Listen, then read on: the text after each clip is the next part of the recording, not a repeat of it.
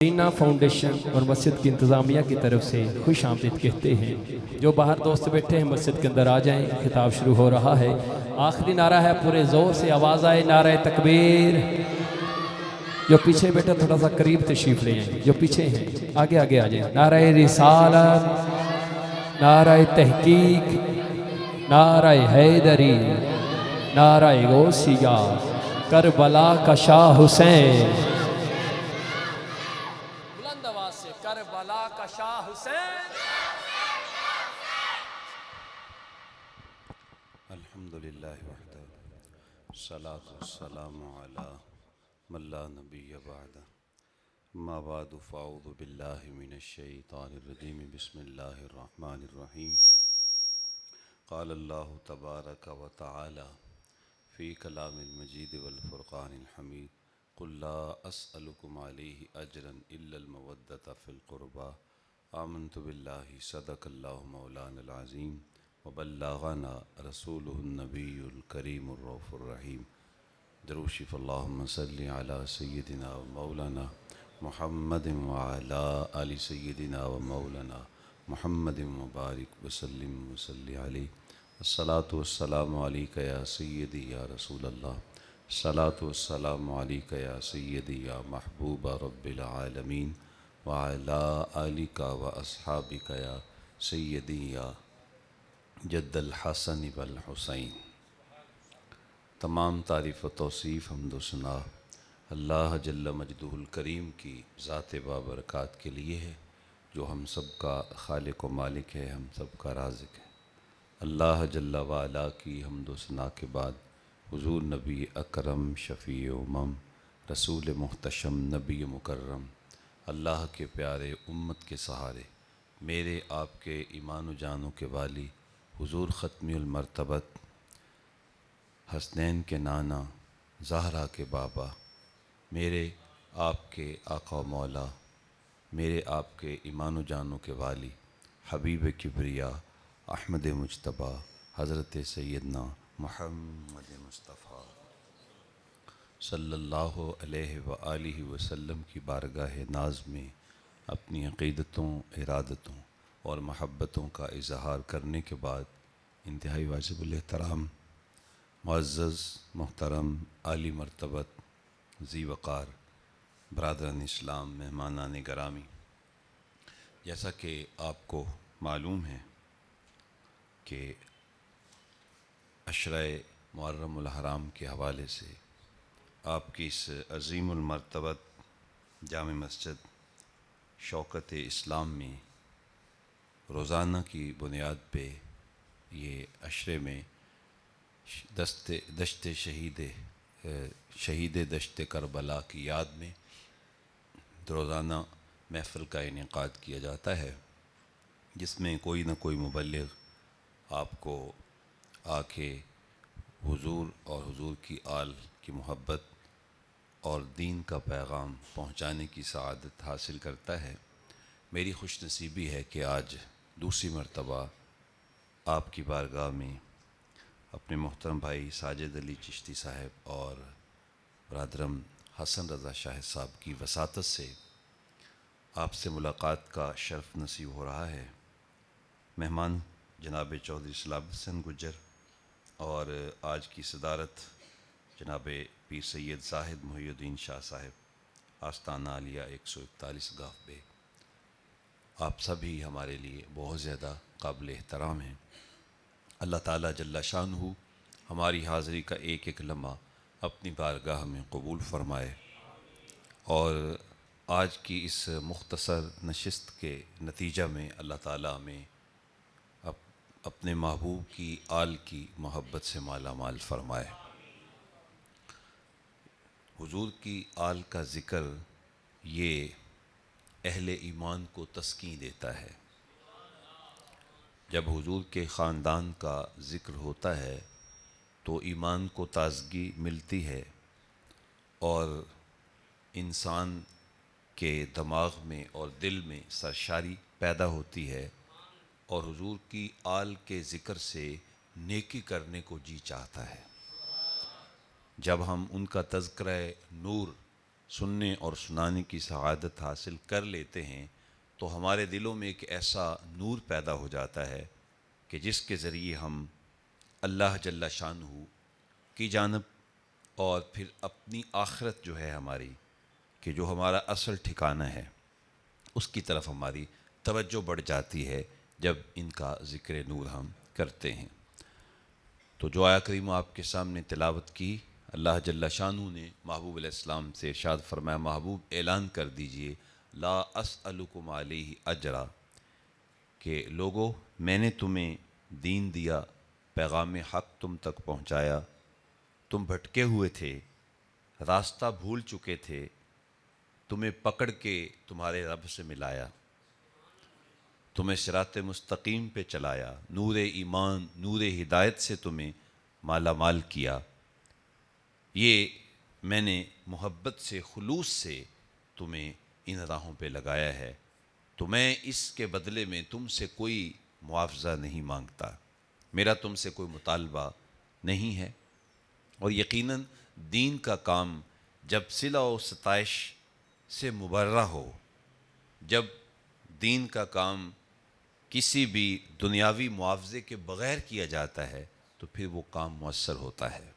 جن لوگوں نے دنیاوی لالچ کے بغیر دین کا کام کیا، آج ان کے چلے جانے کے بعد بھی ان کا کام زندہ ہے، لیکن جب یہ کام صلہ و ستائش کے ساتھ جڑ جاتا ہے اور جب یہ چیز لازمی قرار پاتی ہے کہ پہلے کیا دیا جائے گا، بعد میں کیا ملے گا، سٹیج کس کا ہوگا، اور یہ جب طے کیا جاتی ہیں یہ چیزیں، اور اس کے بعد پھر جب دین کا پیغام دیا جاتا ہے تو پھر تتلیوں کی طرح اڑتے ہوئے الفاظ اپنا رنگ تو جماتے ہیں، لہجے کا جو سرور ہوتا ہے وہ ایک وقت تک بندے کو لذت تو دیتا ہے، لیکن اس کے اثرات جو ہیں وہ دل پہ مرتب نہیں ہوتے، کیونکہ مقصود پھر کچھ اور ہو جاتا ہے۔ تو اس لیے جن لوگوں نے دین کا کام بے لوث کیا اور اللہ اور اس کے رسول کی رضا کی خاطر کیا، تو یہ ہے کہ ان کا کام پھر مؤثر ہوا ہے، اور اللہ تعالیٰ نے ان کو توفیقات سے مالا مال کیا ہے۔ اللہ کے جتنے بھی نبی آئے وہ یہی اپنی قوموں کو کہتے تھے کہ ہم نے تم سے کچھ نہیں مانگا، ہم تو صرف اتنا کہتے ہیں کہ بس آؤ اپنے رب کی عبادت کرو، اس کے آگے سجدہ ریز ہو جاؤ، اس کے علاوہ کسی کے آگے مت جھکو۔ تو یہی ہر نبی کا پیغام تھا اور بے لوث تھا۔ حضرت نوح علیہ السلام نے 950 سال تبلیغ کی، لیکن کسی سے کوئی ایک درم لینے کے بھی روا نہیں تھے۔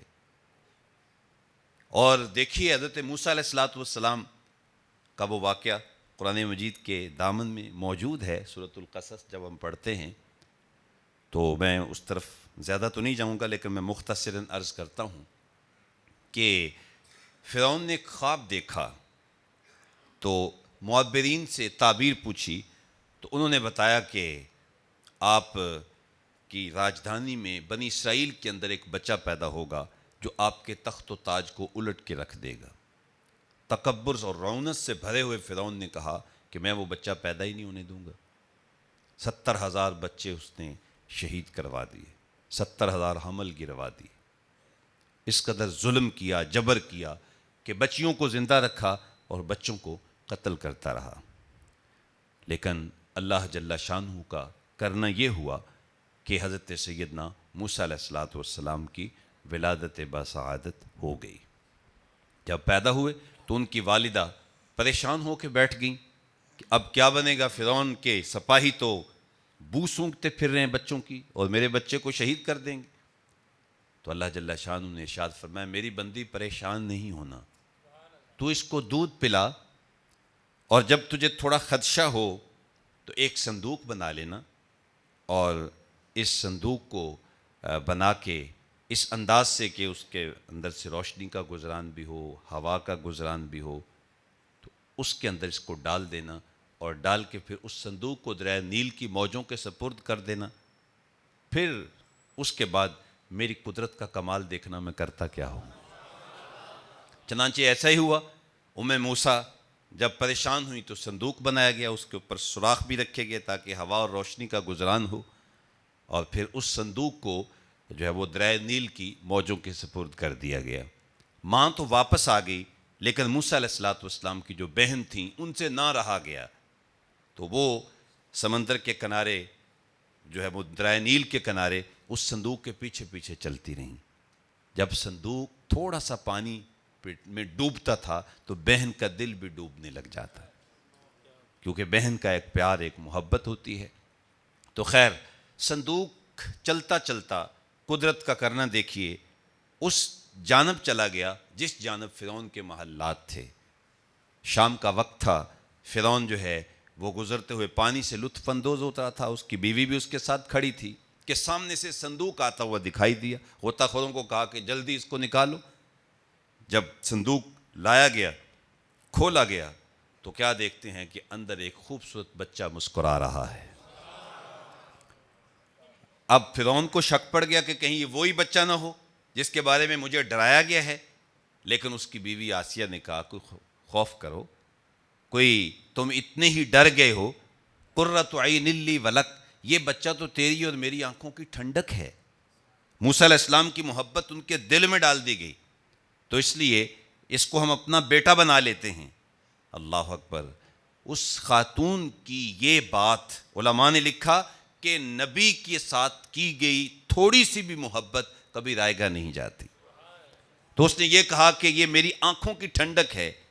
تو اللہ کے محبوب علیہ السلام ارشاد فرماتے ہیں کہ اس کے اس ایک جملے کی وجہ سے اللہ تعالیٰ نے آسیہ کو دولت ایمان کی نعمت عطا فرما دی کہ اس نے اللہ کے نبی کی تعظیم کی ہے۔ اور اگلا جملہ سنیے، آقا کریم صلی اللہ علیہ وسلم نے ارشاد فرمایا کہ اگر فرعون بھی کہہ دیتا کہ ہاں یہ واقعہ ہی میری آنکھوں کی ٹھنڈک ہے، اللہ اس کا ظلم نہ دیکھتا، اس کا جبر نہ دیکھتا، اپنے نبی کی تعظیم کو دیکھ کے فرعون کو بھی ایمان کی نعمت عطا کر دیتا۔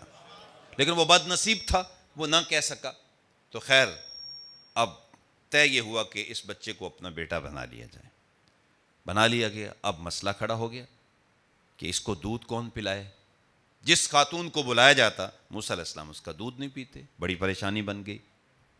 اتنے میں حضرت موسیٰ علیہ السلام کی بہن بھی چلتی چلتی آ گئی، فرمانے لگیں کہ اگر تم مجھے اجازت دو تو ایک دائی کو میں بھی جانتی ہوں جس کا دودھ بچے رغبت سے پی لیتے ہیں، کہو تو بلا لوں۔ ان کی پریشانی یہ تھی، کہا دیر کیوں کرتی ہے، جلدی جاؤ بلا کے لاؤ۔ یہ گئیں اور اپنی ہی ماں کو لے آئیں۔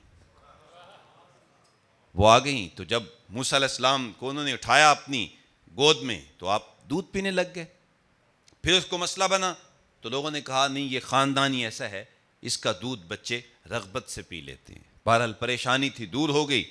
تو اتنے میں جو ہے یہ معاملہ طے ہو گیا، تو اب ان کی رہائش بھی قریب کر دی، کہا روزانہ کا کچھ تھوڑا بہت معاوضہ بھی دے دیں گے، تو آپ نے ہمارے اس بچے کو دودھ پلانا ہے۔ فرعون کہتا تھا کہ میں وہ بچہ پیدا نہیں ہونے دوں گا۔ اللہ جل شانہ کی قدرت نے کہا کہ اگر تیرے گھر میں پال کے نہ دکھاؤں تو مجھے خدا نہ کہنا۔ اسی کے گھر میں بچہ پل رہا ہے۔ اللہ اکبر! اب سوال یہ ہوتا ہے کہ موسیٰ علیہ السلام نے اپنی والدہ کے علاوہ کسی اور کا دودھ نہیں پیا، تو اگر نبی اپنی ماں کے علاوہ کسی اور کا دودھ نہیں پیتا، یہ اس کی شان کے خلاف ہوتا ہے، تو پھر ہمارے آقا و مولا نے حضرت سیدہ حلیمہ سعدیہ کا دودھ کیوں پیا اور دیگر خواتین کا دودھ کیوں پیا؟ جبکہ یہاں تو یہ ہے کہ موسیٰ علیہ السلام اپنی والدہ کے علاوہ کسی کا دودھ ہی نہیں پی رہے۔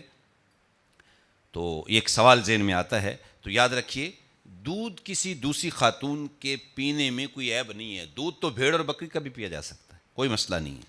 لیکن حضرت سیدنا موسیٰ علیہ السلام نے جو یہاں اپنی والدہ کے علاوہ کسی اور خاتون کا دودھ نہیں پیا، تو اس کی ایک اور وجہ تھی، اور وہ یہ کہ موسیٰ علیہ السلام نے جوان ہو کر فرعون کے دربار میں کلمہ حق اس کو پہنچانا تھا، تو فرعون نے کہنا تھا زیر لب مسکرا کے کہ میرے گھر میں پلتے رہے اور مجھے ہی جو ہے وہ حق سکھانے آ گئے۔ تو اللہ نے اس کا جواب پہلے ہی موسیٰ علیہ السلام کو سکھا دیا کہ اگر وہ یہ بات کرے تو موسیٰ علیہ السلام اسے بتا سکیں میاں پلتا تیرے گھر میں ہی رہا ہوں پر دودھ اپنی امی کا ہی پیتا رہا ہوں۔ تو جب اپنے گھر سے کھا کے تبلیغ کی جاتی ہے تو پھر اس کے اثرات کچھ اور مرتب ہوتے ہیں، تو اللہ تعالیٰ جل شانہ نے اپنے نبیوں کو ہمیشہ دنیاوی معاوضے سے، صلے و ستائش سے مبرہ رکھا تاکہ کوئی ان کے اوپر انگلی نہ اٹھا سکے۔ تو اب یہاں پہ آقا کریم صلی اللہ علیہ وسلم کی حیات مبارکہ جو ہے اس پہ بالکل واضح ہے، لیکن اس کے باوجود اعلان کروایا گیا کہ لا اسألکم علیہ اجرا، لوگوں میں تم سے کوئی معاوضہ نہیں طلب کرتا، الا المودۃ فی القربى، ہاں ایک بات ہے کہ میں تمہیں اپنی قرابت سے محبت کا تقاضا کرتا ہوں۔ میں یہ کہتا ہوں کہ تم نے میری اولاد سے پیار کرنا ہے، میری آل سے پیار کرنا ہے، میرے خاندان سے تم نے محبت کرنی ہے، اس چیز کا میں تم سے تقاضا کرتا ہوں۔ تو یہ حضور نے جو ہے وہ حضور سے کہلوایا گیا اور حضور نے ہم سے اس کا تقاضا کیا۔ پھر آپ کے ذہنوں میں سوال آ رہا ہوگا کہ جب یہ کہا کہ کچھ نہیں مانگتے، پھر آل کا پیار مانگ بھی لیا، تو پھر آل کا پیار بھی نہ مانگا جاتا تاکہ بالکل معاوضے سے اس کا کوئی خدشہ بھی ذہن میں نہ آتا؟ تو یاد رکھیے اس کا جواب بڑا سادہ ہے، اور وہ یہ کہ آقا کریم صلی اللہ علیہ وسلم نے جو کہا کہ میں تم سے کچھ نہیں مانگتا، نہ دولت، نہ شہرت، نہ معاوضہ، کوئی چیز طلب نہیں کرتا، ہاں میں تم سے اپنی قرابت کا پیار مانگتا ہوں، تو یہ حضور نے جو ہم سے تقاضا کیا ہے، یاد رکھیے میرے بھائیوں، میرے بزرگوں، یہ نبی کی ضرورت نہیں ہے، یہ امت کی ضرورت ہے۔ آل کا پیار اس کی ضرورت نبی کو نہیں ہے، اس کی ضرورت امتی کو ہے، اس لیے کہ امتی حضور کی آل سے پیار کرے گا تو اس کا فائدہ ہے۔ اور اس پہ وہ حدیث پاک بالکل واضح ہے کہ آقا کریم صلی اللہ تعالیٰ علیہ وآلہ وسلم نے حجۃ الوداع کے موقع پہ ارشاد فرمایا، لوگوں میں جا رہا ہوں، ہو سکتا ہے کہ میدان عرفات میں آئندہ میری تم سے ملاقات نہ ہو، یہ ہو سکتا ہے یہ ہماری آخری ملاقات، 1.25 لاکھ صحابہ کرام وہاں پہ موجود تھے، ہو سکتا ہے یہ ہماری آخری ہی ملاقات ہو۔ تو وہ خطبہ ارشاد فرمایا، خطبہ حجۃ الوداع، جس میں ایک بات حضور نے یہ ارشاد فرمائی کہ میں تم میں 2 بھاری چیزیں چھوڑ کے جا رہا ہوں، ان تمسکتم بہما لن تضلوا بعدی، اگر تم ان 2 چیزوں کو تھام لیتے ہو تو فرمایا کہ میں محمد ضمانت دیتا ہوں تم کبھی بھی گمراہ نہیں ہو سکو گے۔ اب آپ مجھے بتائیں، یہاں کوئی بڑا وزیر، کوئی منسٹر ضمانت دے دے تو بات پختہ ہو جاتی ہے، تو جہاں نبیوں کا تاجدار ضمانت دے دے، تو کہا میں ضمانت دیتا ہوں کہ ان 2 چیزوں کو تھام کے رکھو گے تو تم گمراہ نہیں ہوو گے، تم بھٹک نہیں سکو گے، تم جو ہے وہ سیدھے راستے سے بھٹک نہیں سکو گے۔ اللہ اکبر، وہ 2 چیزیں کون سی ہیں؟ فرمایا پہلی چیز کتاب اللہ، وہ اللہ کی کتاب قرآن مجید فرقان حمید ہے۔ فرمایا یہ ایسی لٹکتی ہوئی اللہ کی رسی ہے جو آسمان سے لے کر زمین تک لٹک رہی ہے، یعنی اگر اس کو تھام لو گے تو ڈائریکٹ تمہیں اللہ سے فیض نصیب ہوگا، قرآن۔ اور دوسرا فرمایا وَإِتْرَتِي أَهْلُ بَيْتِي، دوسرا میں اپنا خاندان چھوڑ کے جا رہا ہوں۔ قرآن کو تھام کے رکھنا، میری آل سے پیار کرنا، یہ 2 چیزوں کو پختگی کے ساتھ تم تھام لو تو کہا ضمانت میں دیتا ہوں تم کبھی بھی بھٹک نہیں سکو گے، تم حق پہ قائم رہو گے، حق کے راستے پہ چلو گے۔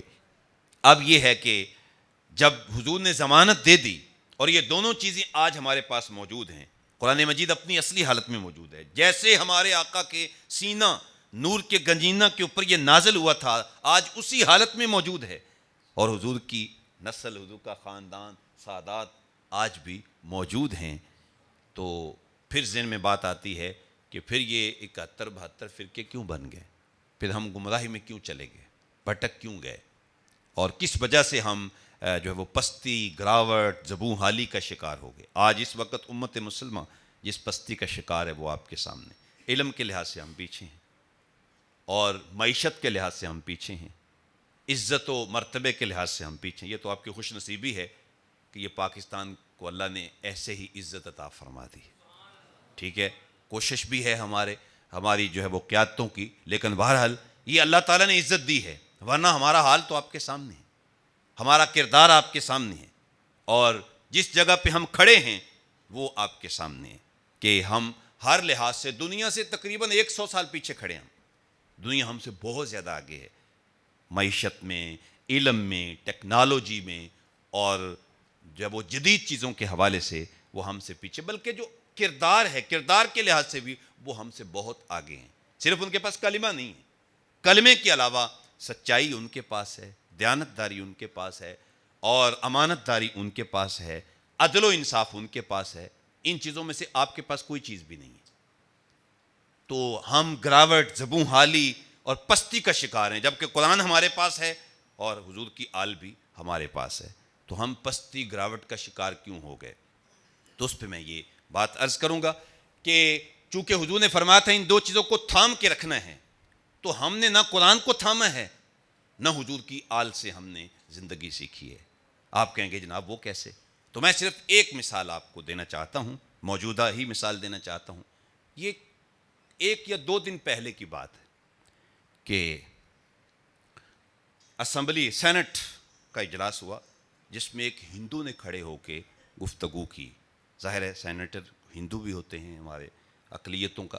اس نے کھڑے ہو کے یہ بات کہی اور اس نے بجٹ پہ بات کی. اس کی صرف ایک بات میں آپ کے سامنے رکھوں گا تو ہماری آنکھیں کھل جائیں گی، اور اگر ہم اس ایک بات کو ہی سمجھ جائیں تو یقین ہم ہمارے لیے اور بہت ساری چیزیں ہمیں سمجھ میں آ جائیں گی. اس نے باقاعدہ قرآن مجید کی ایک آیت پڑھی اور ایک برائی کی جانب اس نے اشارہ کیا، اور وہ یہ برائیاں تو بہت ہیں. دیکھیں، جھوٹ بولنا بھی برائی ہے، بہت بڑی برائی ہے. غیبت کرنا بھی برائی ہے، نہ بے ظلم کرنا بھی برائی ہے، بدکاری بھی برائی ہے، شراب پینا برائی ہے. یہ ساری برائیاں ہیں.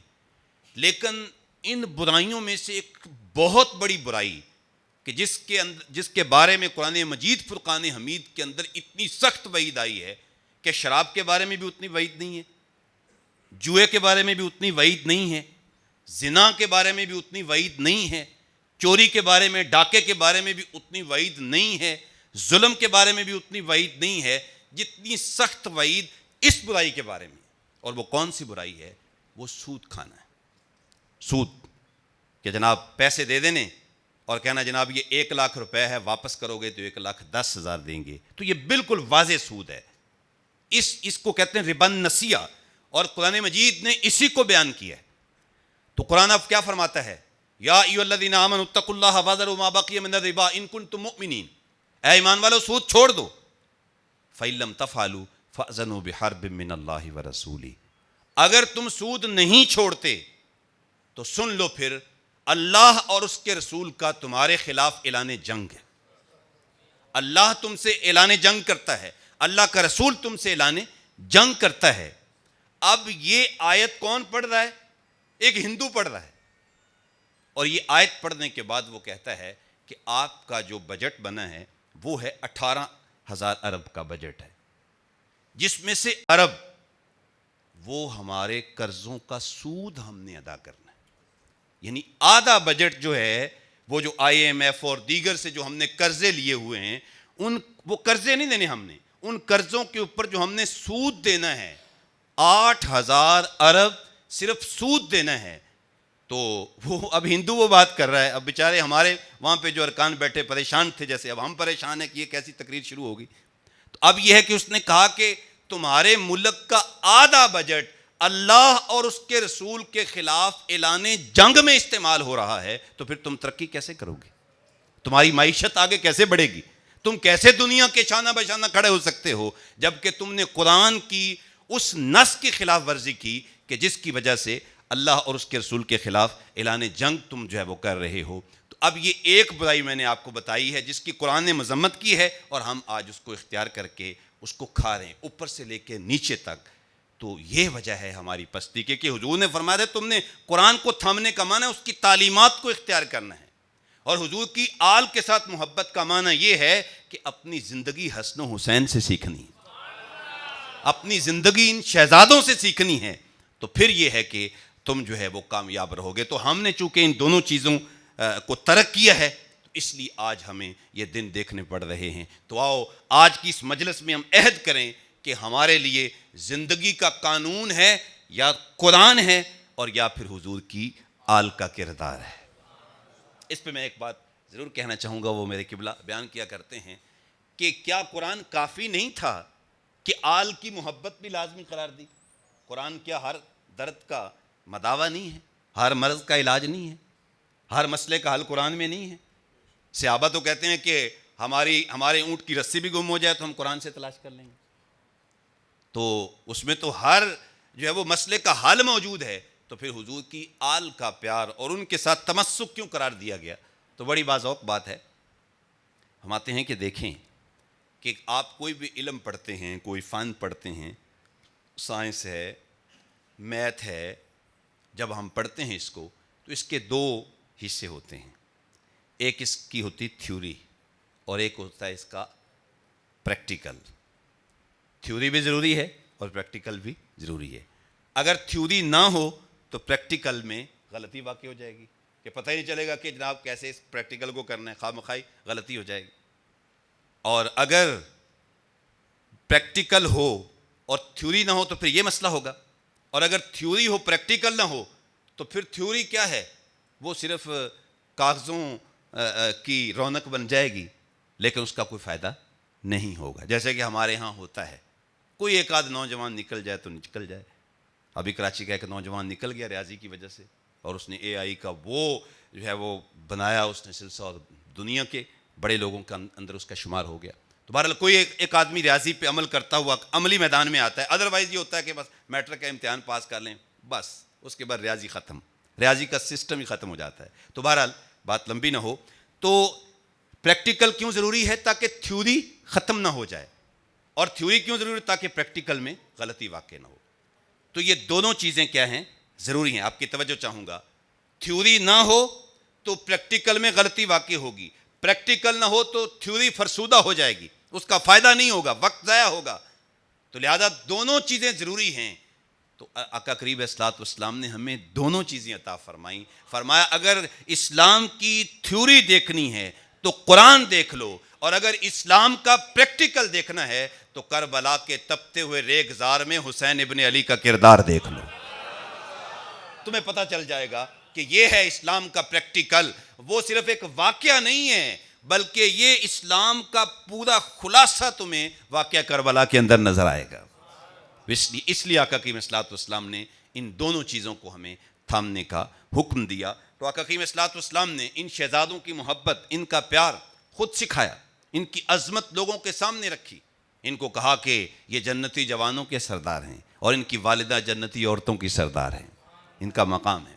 اور اس پہ میں چونکہ آپ بڑی محبت کرتے ہیں، بڑی محنت کرتے ہیں، تو ایک روایت جو ہے اس عنوان کے فضیلت کے حوالے سے آپ کے سامنے رکھنا چاہتا ہوں کہ آقا کریم صلی اللہ علیہ وسلم کے گھرانے کا مقام کیا ہے۔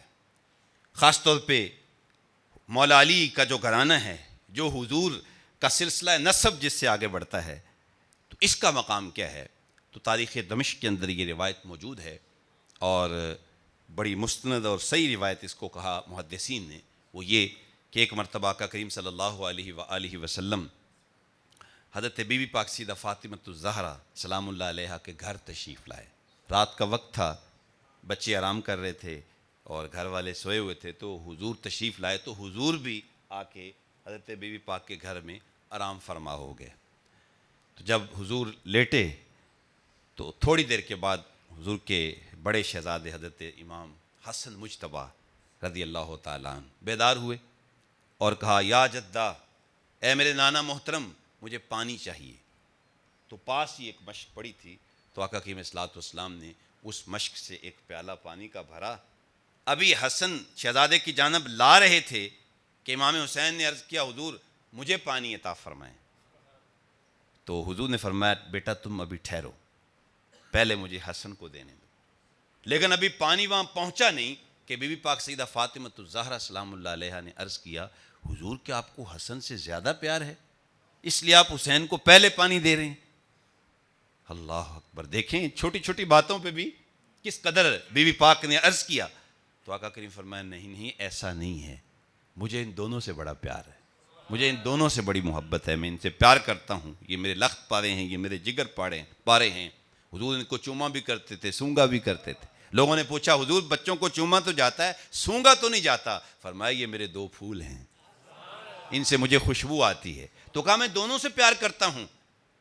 تو فرمایا باقی جو میں نے حسن کو پانی پہلے دیا ہے تو اس کی وجہ یہ کہ اس نے مانگا پہلے تھا۔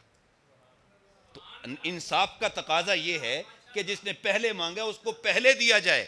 چونکہ بچوں کے درمیان بھی انصاف قائم کرنا ایک باپ کا یہ بڑا ضروری ہوتا ہے. ہم ان چھوٹی چھوٹی باتوں کو ایسے ہی سمجھ رہے ہوتے ہیں لیکن بچے ان سے فیل کر جاتے ہیں. تو اس لیے آقا کریم اسلام نے فرمایا چونکہ پہلے مانگا اس نے ہے اس لیے پہلے میں حسن کو دوں گا پھر حسین کو دوں گا. اچھا اس کے بعد پھر جو حضور نے جملہ ارشاد فرمایا وہ سنیے اور آپ کے سینے میں ٹھنڈ پڑ جائے گی. آقا کریم صلی اللہ علیہ وآلہ وسلم نے ارشاد فرمایا کہ انی و ایاکی و ہذینی و ھذا الراقد یعنی علی جن، اے فاطمہ میں، تو اور تیرے یہ دونوں شہزادے حسن و حسین، اور فرمایا کہ یہ جو نوجوان سو رہا ہے جس کا نام ہے علی حیدر کرار، میں، تو، تیرے دونوں شہزادے اور یہ جو نوجوان سو رہا ہے، ہم پانچوں کل قیامت کے دن جنت کے بلند درجے پہ جس جگہ پہ میں فائز ہوں گا تم چاروں میرے ساتھ ہی تو ہوگے.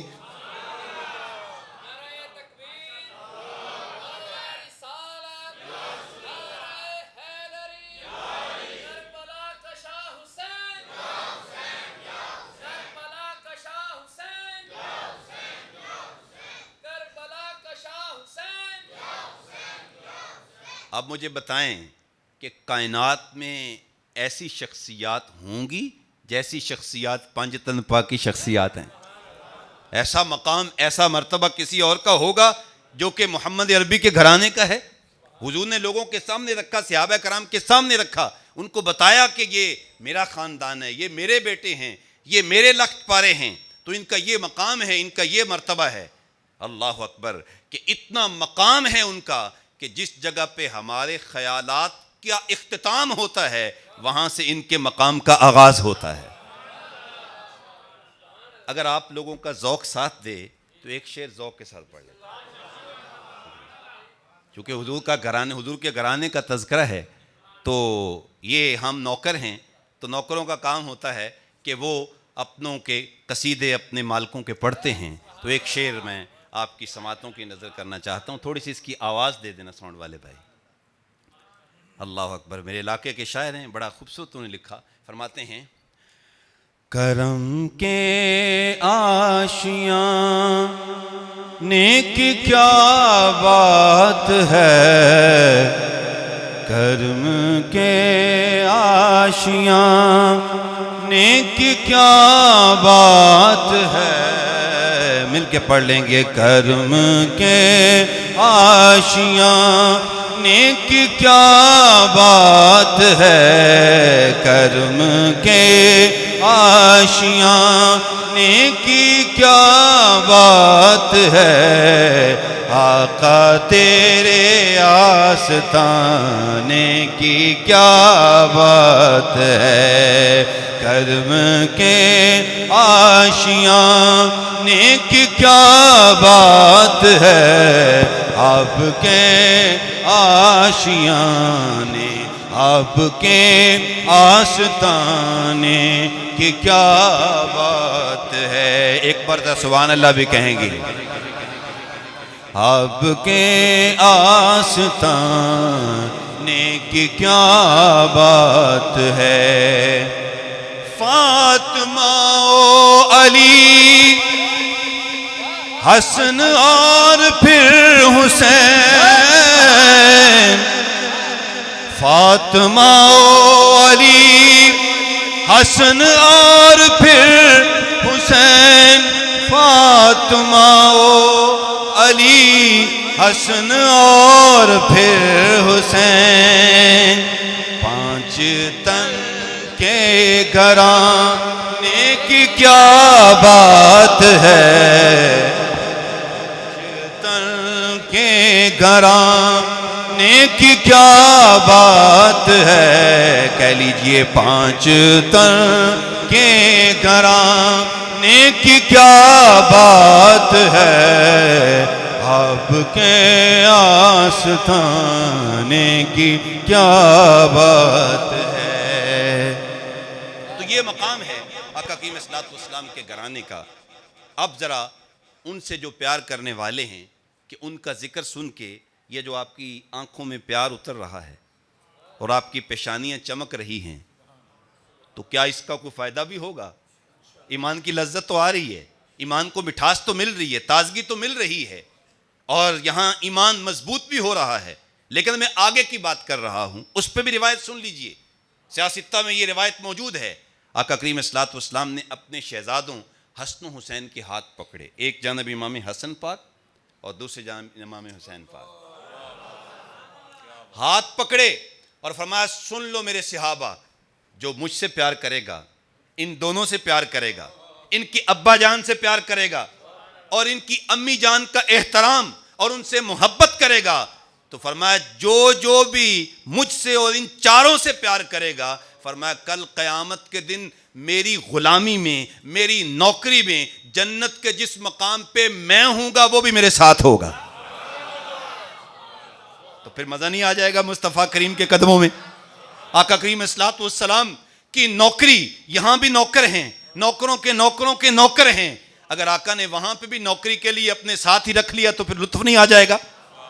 اس لیے کہ جنت تو ہے ہی حضور کے غلاموں کی، تو اس لیے یہ محبت، یہ پیار، یہ کبھی رائے گا جانے والا نہیں، یہ علماء نہیں کہہ رہے، یہ بزرگ نہیں کہہ رہے، یہ وہی محبوب خود فرما رہے ہیں جن کا میں نے اور آپ نے کلمہ پڑھا ہے۔ تو کیا مقام ہے آقا کریم علیہ الصلوۃ والسلام کی آل سے پیار کرنے کا، ان سے محبت کرنے کا۔ تو حضرت والا کا گھرانہ، حضور کا خاندان، یہ یقیناً ان کا احترام، ان کی محبت، وہ اگر ایک پورا عنوان ہے، اگر اس پہ میں آگے بڑھوں تو بہت ساری مثالیں میں دینا چاہتا ہوں، لیکن جو عنوان مجھے دیا گیا ہے میں اس کی جانب بھی بڑھنا چاہتا ہوں۔ آقا کریم صلی اللہ تعالی وسلم کے شہزادے، امام عالی مقام، تاجدار کربلا، سید الشہداء، حضرت سیدنا امام حسین رضی اللہ تعالی عنہ، شہید دشت کربلا، آپ کی جو شہادت ہے اور آپ کو جو شہادت کا مقام ملا، اس حوالے سے میں بات عرض کرنا چاہتا ہوں اور مختصراً میں اس جانب آنا چاہتا ہوں۔ آپ جانتے ہیں کہ اسلام کی تاریخ شہادتوں سے بھری پڑی ہے۔ غزوہ بدر میں 14 صحابہ کرام نے اپنا خون پیش کر کے دین کا جھنڈا بلند کیا۔ آج اگر وہاں جو جاتے ہیں، جب میدان بدر میں جاتے ہیں تو وہ ایک برجی بنی ہوئی ہے جس کے اوپر 14 شہدائے بدر کے باقاعدہ نام لکھے ہوئے ہیں۔ آج 1500 سال گزر جانے کے بعد ان کے نام بھی زندہ ہیں اور ان کی فکر بھی زندہ ہے۔ غزوہ احد میں 70 صحابہ کرام نے اپنا خون پیش کر کے دین کا جھنڈا بلند کیا، ان کے نام بھی محفوظ ہیں، اور ان میں جو نمایاں نام ہے وہ آقا کریم صلی اللہ علیہ وسلم کے پیارے چچا، حضور کے شیر چچا، حضرت سیدنا امیر حمزہ رضی اللہ تعالی، جن کے بارے میں حضور فرمایا میرا چچا وہ اللہ کا بھی شیر ہے، مجھ محمد کا بھی شیر ہے۔ اس شیر نے غزوہ احد میں اپنی جان کا نذرانہ اس انداز سے پیش کیا کہ ان کے اعضائے بدنیاں کو بھی اللہ کے نام پہ کاٹ دیا گیا، ان کے کان بھی مبارک بھی کاٹ دیے گئے، ان کی ناک کاٹی گئی، ان کے ہونٹ کاٹے گئے، اور ان کا سینہ چاک کر کے کلیجہ نکالا گیا، اور ہند نے ان کا کلیجہ چبایا، اعضاء کا ہار بنا کے اپنے گلے میں ڈالا۔ آقا کریم اسلام جب تشریف لائے تو حضور اپنے چچا کی لاش کو دیکھ کر کے تو حضور غشی کھا کے گر پڑے، اور حضور کے مبارک پیشانی پہ پٹی بندھی ہوئی تھی اور فرما رہے تھے ما فعل عمی، لوگوں میرے چچا کی شہادت کی کہانی سناؤ۔ لیکن حضور نے ارشاد فرمایا کہ اگر مجھے میری چچی حضرت پھپھی حضرت صفیہ رضی اللہ تعالی عنہا ان کے غم کا لحاظ نہ ہوتا تو میں اپنے چچا کی لاش کو یوں ہی پڑے رہنے دیتا، اور ان کی لاش کو درندے کھا جاتے، جانور کھا جاتے، اور کل ان کا حشر ان جانوروں کے پیٹوں سے ہوتا، تاکہ لوگوں کو پتہ چلتا یہ ہے وہ شخصیت جس نے اللہ کے نام سے پہ اپنا سب کچھ قربان کر دیا۔ لیکن ایسا میں کیوں نہیں ہونے، چونکہ دین میں جو مقام ملتا ہے، مرتبہ ملتا ہے، وہ یہ ہے کہ اللہ کے دین کے لیے، اللہ کے نام پر جتنی کوئی ذلت اٹھاتا ہے اتنا ہی اللہ اس کو مرتبہ بھی زیادہ عطا فرماتا ہے۔ یہ کنفرم بات ہے، جتنا کوئی جو ہے اپنے آپ کو اللہ کی بارگاہ میں پیش کرے گا اتنا ہی اللہ کی بارگاہ میں اس کو مقام و مرتبہ زیادہ ملے گا۔ تو 70 صحابہ کرام نے اپنا خون پیش کیا۔ اسی طریقہ سے غزوہ خندق میں جو ہے وہ صحابہ کرام نے شہادت کا جام نوش کیا، دیگر غزوات کے اندر۔ لیکن شہادتیں دو طرح کی ہیں۔ عموماً یہ ہے کہ شہادت اور خون پہلے پیش کرنا پڑتا ہے، بعد میں پھر اس کی شہرت ہوتی ہے، کہ 14 صحابہ کرام نے اپنی جانیں پیش کی، تو آج ہم ان کو جانتے ہیں کہ یہ جناب وہ نفوس قدسیہ ہیں جنہوں نے بدر میں اپنا خون پیش کیا۔ 70 صحابہ کرام نے احد میں جان کا نذرانہ پیش کیا، تو آج ہم ان کو جانتے ہیں۔ حضرت مصعب بن عمیر رضی اللہ تعالیٰ عنہ کو ہم جانتے ہیں کہ انہوں نے اپنی جان کا نذرانہ پیش کیا۔ حضرت انس رضی اللہ تعالیٰ عنہ کو ہم جانتے ہیں جنہوں نے اپنی جان کا نذرانہ پیش کیا تھا اس موقع پہ، اور دیگر صحابہ کرام نے، آج ہم ان کو جانتے ہیں۔ تو معلوم یہ ہوا کہ شہادتوں کا طریقہ یہ پہلے جان دینا پڑتی ہے، پھر شہادت کا مرتبہ اور شہرت ملتی ہے۔ لیکن یہ بدر کے شہداء کا مسئلہ ہے، یہ احد کے شہداء کا مسئلہ ہے، یہ دیگر شہداء کا مسئلہ ہے۔ شہادت حسین کا مسئلہ الگ ہی ہے۔ شہادت حسین کا مقام یہ ہے، مرتبہ یہ ہے کہ شہادت تو ہوئی امام عالی مقام کی، جو ہے وہ 60 ہجری کو، 61 ہجری میں شہادت ہوئی، 10 محرم الحرام 61 ہجری میں امام کی شہادت ہوئی، لیکن اس شہادت کی شہرت بچپن میں ہی ہو گئی تھی۔ بچپن میں ہی سب جانتے تھے کہ اس شہزادے کو شہید کیا جائے گا، یہ اپنی جان کا نذرانہ جو ہے اللہ کے نام پہ پیش کرے گا، اور یہ اپنی جان کا نذرانہ اس انداز کے ساتھ پیش کرے گا کہ کوئی بھی نہیں کر سکے گا اس انداز سے۔ اس پہ روایات موجود ہیں، میں مختصراً اس جانب آتا ہوں کہ آقا کی صلی اللہ علیہ وسلم تشریف فرما تھے کہ حسن و حسین حضور کے پاس ہیں، کھیل رہے ہیں، اور حضرت سیدہ ام سلمہ رضی اللہ تعالی عنہا کا گھر ہے۔ تو جبریل امین حاضر ہوئے اور آ کے آقا کی صلی اللہ علیہ وسلم کی بارگاہ میں عرض کیا، حضور آپ ان شہزادوں سے پیار کرتے ہیں؟ ہاں ہاں میں ان سے پیار کرتا ہوں۔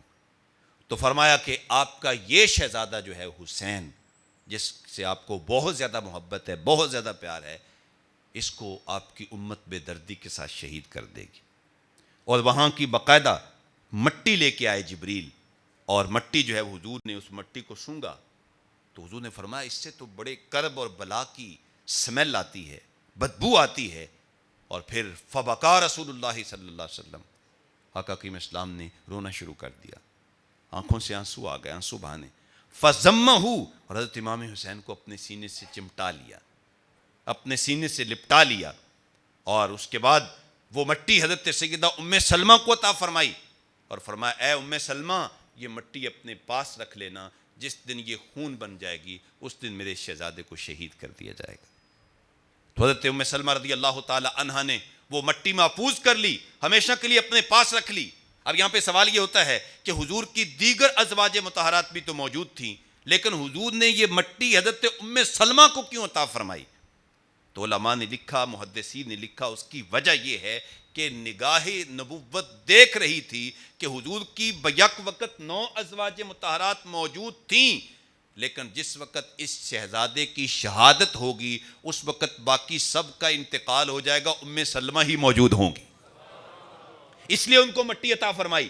چنانچہ ایسا ہی ہوا، جب امام کی شہادت ہوئی تو حضرت سیدہ ام سلمہ اس وقت اکیلی حضور کی زوجہ محترمہ موجود تھی، باقی سب کا انتقال ہو گیا۔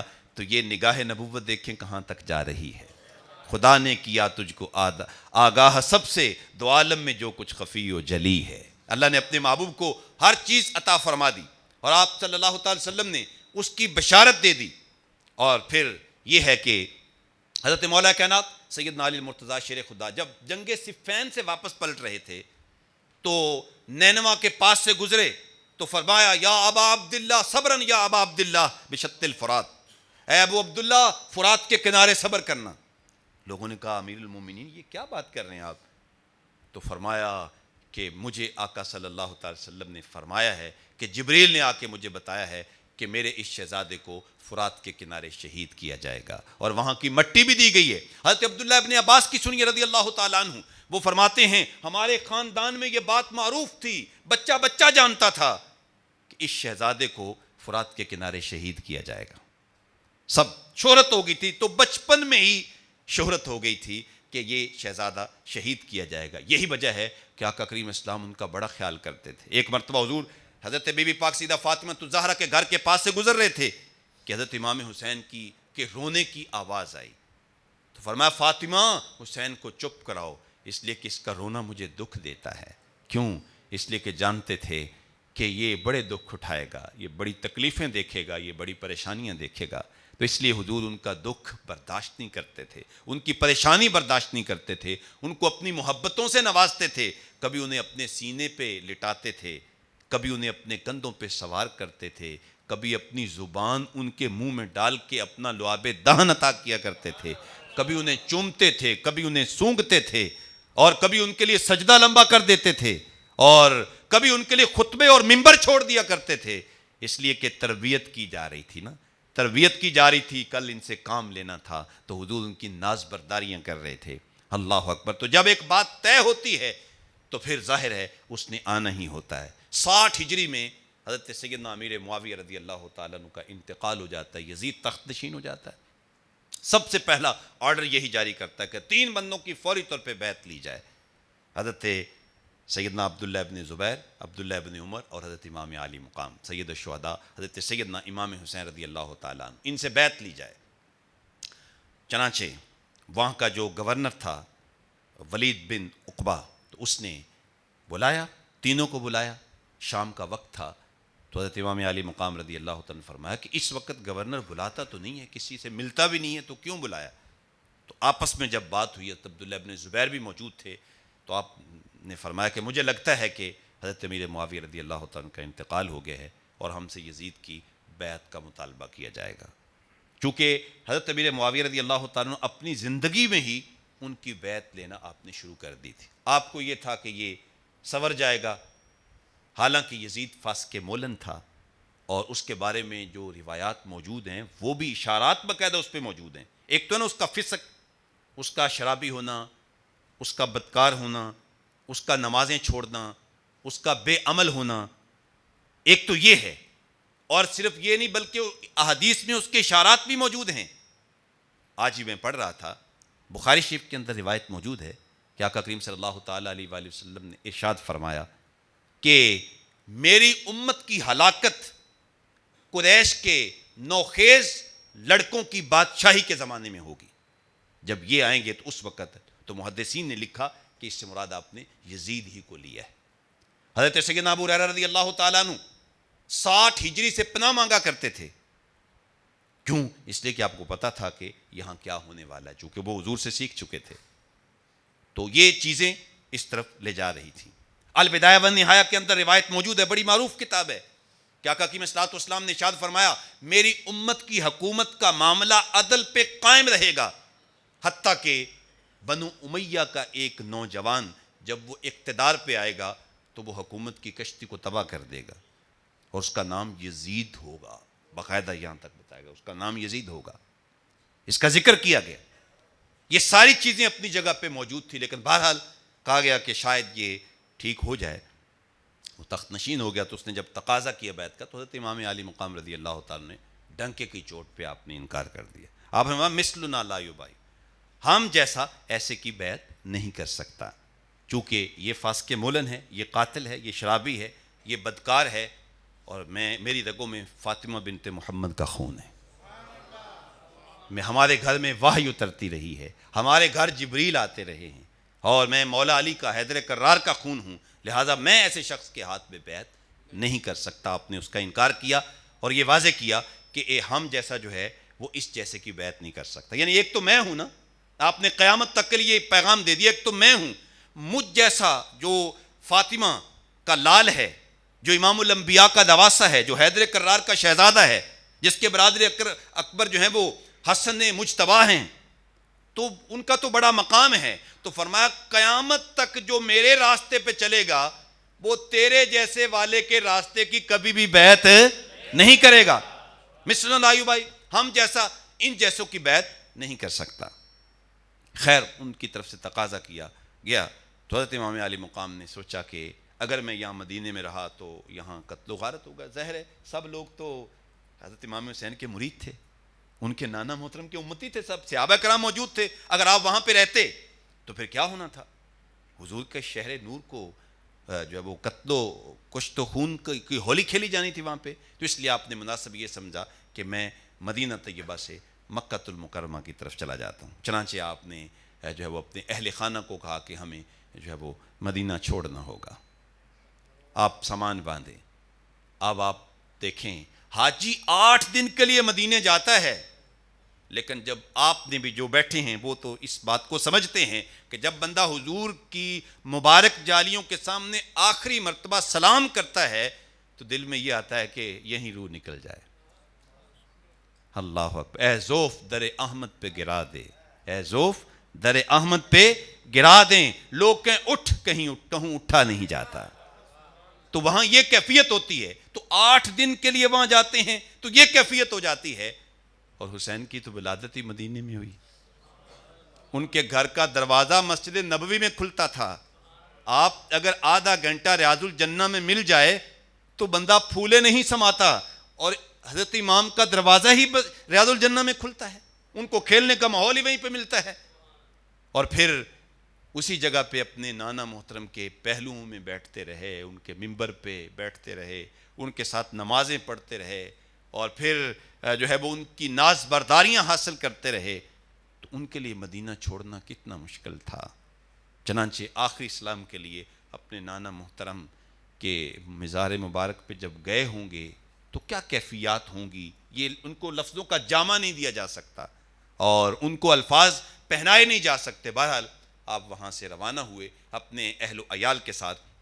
تو آپ نے وہاں پہ جو قرآن پاک کی آیت پڑھی وہ یہ تھی, فخرج منها خائفا يترقب قال رب نجني من القوم الظالمین. موسیٰ علیہ السلام جب فرعون کے ظلم اور جبر سے ڈر کر وہاں سے نکلے تھے مصر سے مدین کی جانب تھا, تو حضرت سیدنا امام عالی مقام نے وہی آیت پڑھی کہ مجھے اللہ تعالیٰ ان کے ظلم سے بچائے. اللہ اکبر. مدینے سے شہ کونین کا نور نظر نکلا. وہاں سے شہ کونین کے نور نظر وہاں سے نکلتے ہیں, اور پھر جو ہے وہ آپ مکۃ المکرمہ میں پہنچتے ہیں. اہل مکہ آپ کا استقبال کرتے ہیں کہ حضور کے شہزادے ہمارے پاس آئے ہیں اور آقا کریم علیہ الصلوۃ والسلام کے لخت پارے ہمارے پاس آئے ہیں. تو وہاں آپ پہنچتے ہیں, اور پھر وہاں بھی آپ نے جب ماحول دیکھا, جو شعبان وہاں سے چلے تھے تو رمضان یہاں پہ آپ نے گزارا, شوال بھی یہاں پہ گزارا, ذیقعد بھی یہاں پہ آپ نے گزارا. تو اس کے بعد ذوالحج میں آپ حج کرنا چاہتے تھے, چونکہ نیکی کا آپ کو بڑا شوق تھا. 25 حج پیدل چل کے مدینہ سے امام عالی مقام نے ادا کی. 25 پیدل چل کے ادا کی. تو اس لیے آپ کو حج سے بڑا پیار تھا. حج کرنے کے لیے یہاں پہ ٹھہرے تھے. ایک روایت کے مطابق 8 ذوالحج کو بالکل حج کے افعال ادا کیے جا رہے ہیں.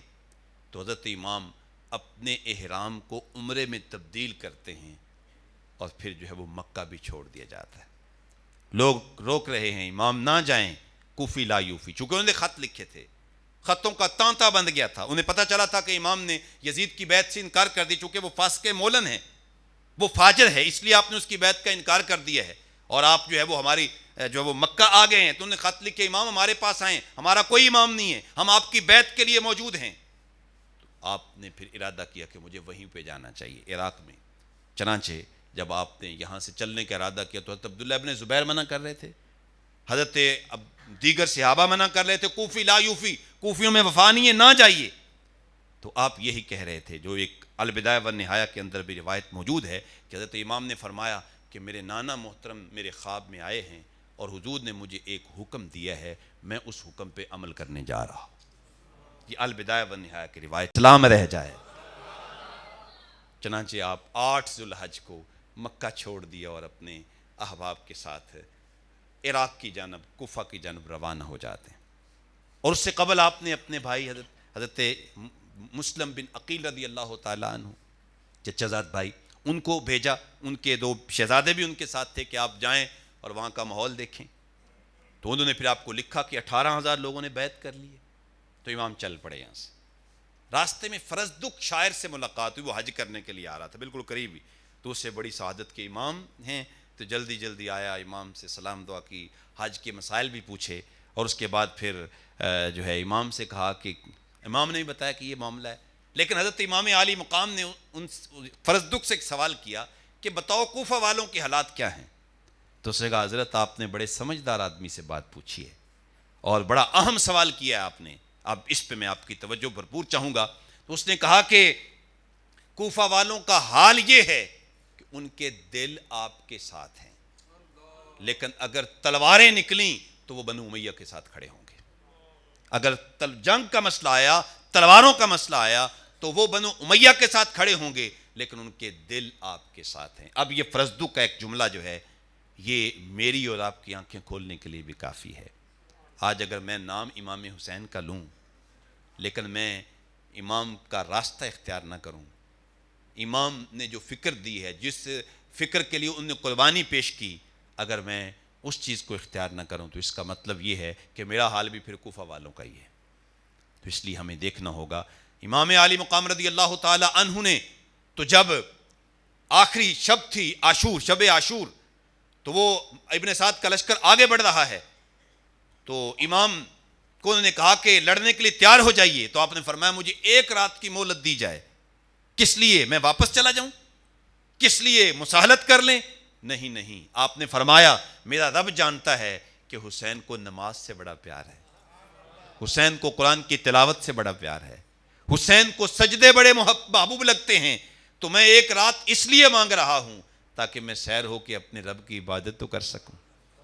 چنانچہ ساری رات سجدوں میں، اشکوں میں، محبت الہی میں گزری، اور حضرت سیدنا امام علی اکبر رضی اللہ تعالی عنہ، چڑھتی جوانی، اللہ اکبر، شبیہ رسول، جو سر کے بالوں سے لے کر پاؤں کے ناخنوں تک ان کی ساری شکل آمنہ کے لال سے ملتی تھی۔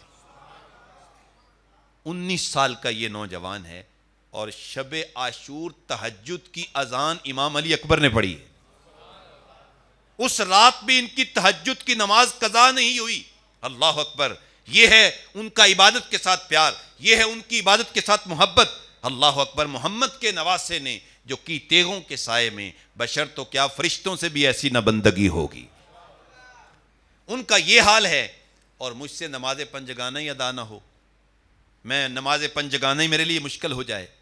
ہماری مائیں بہنیں، ان کا حال یہ ہے کہ حضرت بی بی زینب نے تو وہاں بھی اپنے پردے کا خیال رکھا، اور ہماری مائیں بہنیں شادی بیاہ کی تقریبات پہ، بازاروں میں، یونیورسٹیوں میں، کالجز میں، وہ دوپٹے کو بوجھ سمجھیں، اور پھر کربلا کے واقعات بھی سنیں، اور ان دنوں میں کالا لباس بھی پہن لیں جس کا کوئی تعلق ہی نہیں ہے اس واقعہ کے ساتھ۔ تو پھر آپ مجھے بتائیں جو بی بی زینب کے ساتھ کیا پیار ہوا؟ ہمارے نوجوان مسجدیں نوجوانوں سے خالی پڑی ہوں، نوجوان خراٹے لے کے سو رہے ہوں، تو امام علی اکبر کے ساتھ پھر ان کا کیا تعلق ہوا؟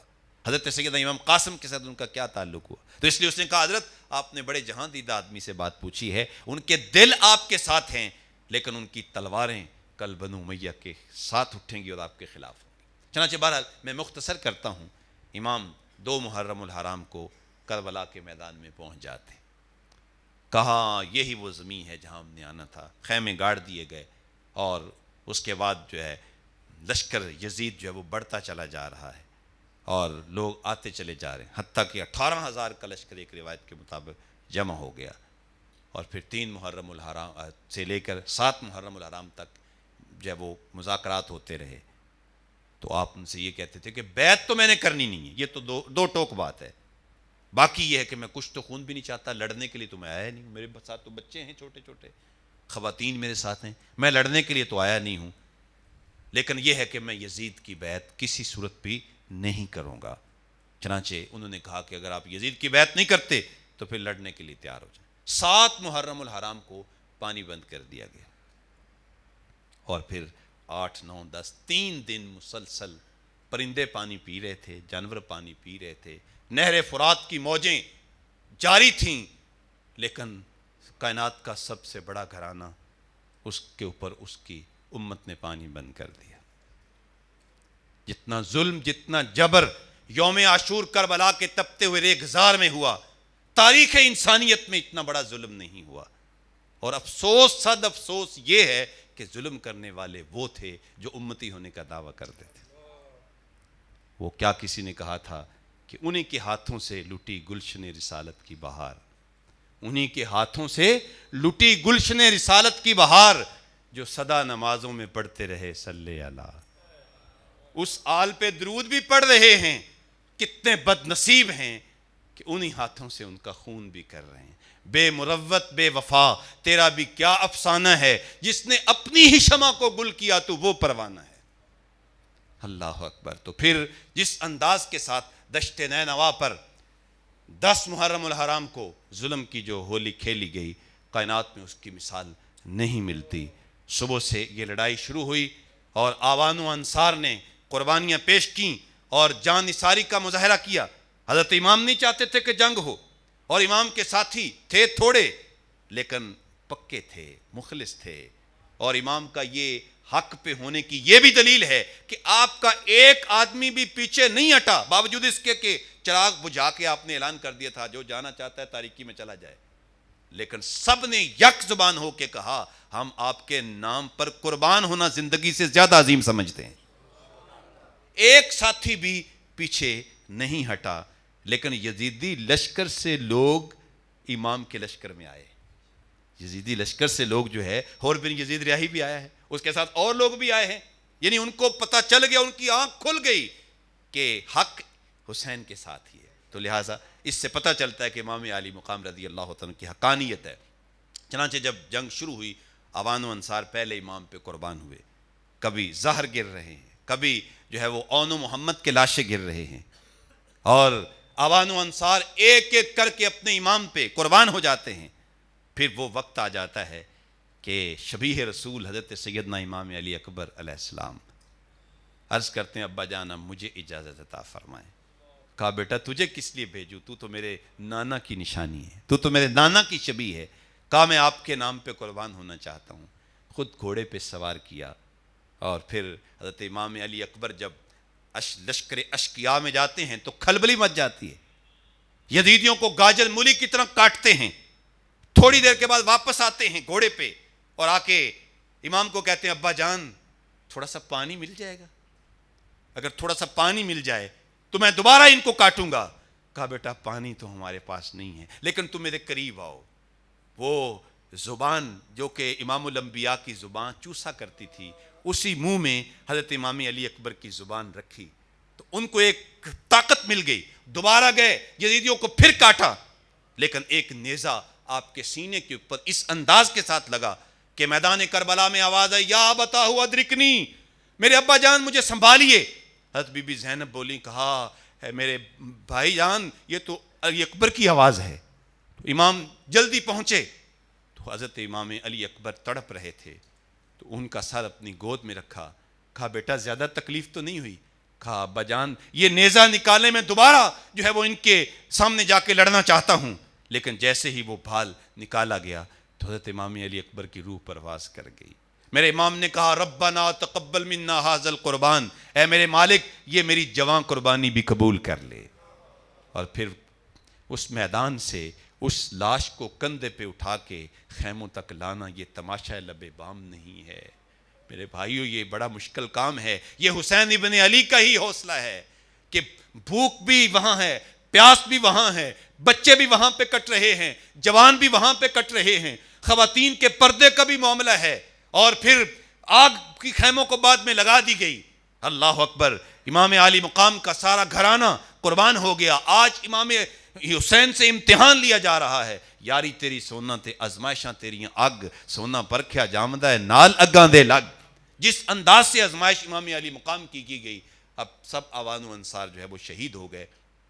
फिर हज़रत इमाम अली मुकाम खुद जो है अब खैमों की जानब आते हैं। 71 लाशें खुद उठा के लाए थे, और फिर प्यास है, भूख है, शिद्दत है। तो अब जो भी जाता था हुजूर के ख़ानदान का, तो हज़रत इमाम उसको घोड़े पे सवार करते थे। अब इमाम को कौन सवार करे? तो कुर्बान जाएं हज़रत बीवी पाक। यार वाकई ही सैयदा की बेटी भी सैयदा है। तो सैयदा ज़ैनब सलामुल्लाह अलैहा आगे बढ़ती हैं, कहती हैं भाई जान आप बाकियों को सवार करते रहे, आपकी बहन जो मौजूद है आपको मैं घोड़े पे सवार करूंगी।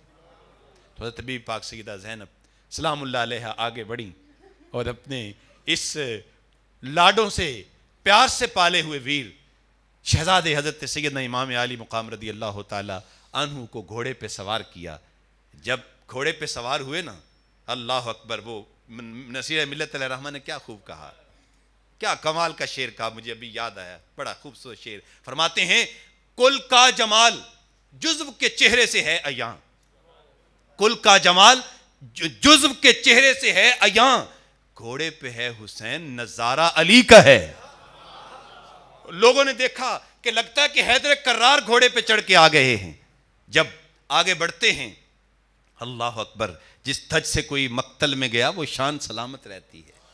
امام آگے بڑھتے ہیں تو آواز آ رہی تھی، یہ کون ذی وقار ہے، بلا کا شاہ سوار ہے، لباس ہے پھٹا ہوا، تمام جسم نازنین چھدا ہوا کٹا ہوا، پھر بھی ہے ڈٹا ہوا، یہ نبی کا نور عین ہے، یہ بالیقین حسین ہے.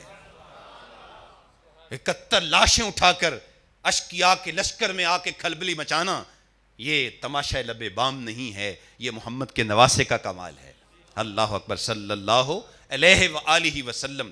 تو ان کو کاٹتے ہیں اور پھر گھوڑے کو ایڑ لگاتے ہیں اور فرات پہ چلے جاتے ہیں، اور فرات پہ کھڑے ہو کے زبان حال سے کہتے ہیں تم نے میرا پانی بند کیا، آؤ آج فرات پہ بھی میرا قبضہ ہے اور کل حوض کوثر پہ بھی حسین ابن علی کا قبضہ ہوگا. روکو مجھے یہاں سے. پانی لیا، چلو لیا پانی کا، لیکن پھر پانی پیا نہیں. تاریخ میں لکھا ہے پانی پیا نہیں. کیوں؟ کہ ان کو علی اصغر کی پیاس یاد آ گئی ہوگی، ان کو علی اکبر کی پیاس یاد آ گئی ہوگی، تو اس لیے پانی پیا نہیں میرے امام نے. پھر آگے بڑھے، ان کو گاجر مولی کی طرح کاٹا چاروں جانبوں سے. یہ لومبڑیاں اور یہ گیدڑ جو تھے وہ امام کے آس پاس جمع ہو گئے، چاروں جانبوں سے تیر برسائے گئے، نیزوں کے زخم، تلواروں کے زخم کھائے. جب بعد میں پیراہن اتارا گیا، 33 زخم تلواروں کے، 34 گھاؤ نیزے کے، 113 سوراخ تھے امام کے پیراہن کے اندر تیروں کے.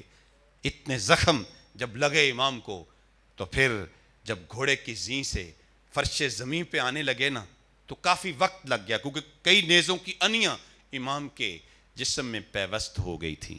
اور جب گھوڑے کی زین سے فرش زمین پہ آتے ہیں تو کربلا کی ریت کپ کپانے لگ جاتی ہے. سورج ہے کہ عاشورے کے دن وہ شرم سے منہ چھپا رہا ہے، اونٹوں کی چیخیں نکل گئیں اور ہر طرف جو ہے وہ عجیب کائنات کے اندر راشا طاری ہو گیا اور کائنات کے اندر دکھ بھر گئے. محمد کا نواسا 3 دن کا پیاسا تیروں اور تلواروں کی برسات میں جب گھوڑے کی زین سے فرش زمین پہ آتے ہیں تو اپنی پیشانی زمین پہ رکھ دیتے ہیں اور زبان پہ لفظ کیا ہیں؟ اللہم ردم بقضائکا و صبرا علی بلائکا و تسلیما لامرکا سبحان ربی الاعلی. مالک جتنے دکھ آئے، جتنی تکلیفیں آئیں، جتنی پریشانیاں آئیں، تیرے نبی کا سارا گلستان شہید ہو گیا. فاطمہ کے گلستان کی ایک ایک کلی، ایک ایک پھول شہید ہو گیا. اور دیکھ میرے لخت لخت سے خون بہ رہا ہے، خیموں کو آگ لگی ہوئی ہے، سکینہ رو رہی ہے، سیدہ زینب کی چیخیں ہیں، لیکن اس کے باوجود بھی مالک میں تجھ پہ راضی ہوں. اب تو بھی بتاؤ حسین پہ راضی ہوا ہے کہ نہیں ہوا؟ تو آواز آ رہی تھی، اس پیاسے پر علی شیر خدا کو ناز ہے، اس نواسے پر محمد مصطفیٰ کو ناز ہے. سجدے تو اوروں نے کیے، اس کا عجب انداز ہے، اس نے وہ سجدہ کیا جس پہ خدا کو ناز ہے.